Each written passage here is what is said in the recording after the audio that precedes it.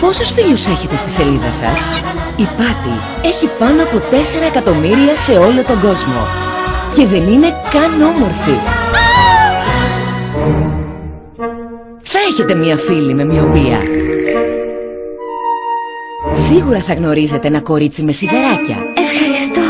Πώς σε λένε? Πάτη, εσένα? Ματίας. Ντροπαλό και ο λίγον ασχημόπαπο. Νομίζω ότι μπορεί να είναι σοβαρή η ασθένεια που έχω. Θέλω να δω τα αποτελέσματα της Πάτη.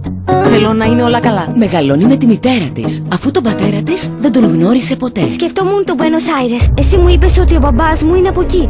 Ναι. Σε λίγες μέρες θα αλλάξει γειτονιά και σχολείο και θα βρεθεί στο μάτι του κυκλώνα. Ένα κορίτσι με είπε άσχημη. Πώς θα επιβιώσει η μικρή Πάτη ανάμεσά τους?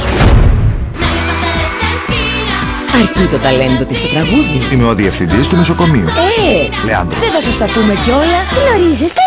Το κορίτσι φαινόμενο που αγαπήθηκε όσο κανένα στον κόσμο έρχεται και στην Ελλάδα. Είναι τόσο όμορφος. Μετά από ό,τι έκανες σε εκείνο το κορίτσι, δεν έχω πια όρεξη να βγω μαζί σου. Κάντε υπομονή μέχρι τις 29 Αυγούστου στις 9 το βράδυ. Τότε αρχίζει. Ποια είναι αυτή η Πάτη, τέλος πάντων? Πάτη, η πιο όμορφη ιστορία. Θα τη λατρέψετε. Είμαι άσχημη. Κοίτα τα μαλλιά μου, τα σιδεράκια και τα γυαλιά μου και...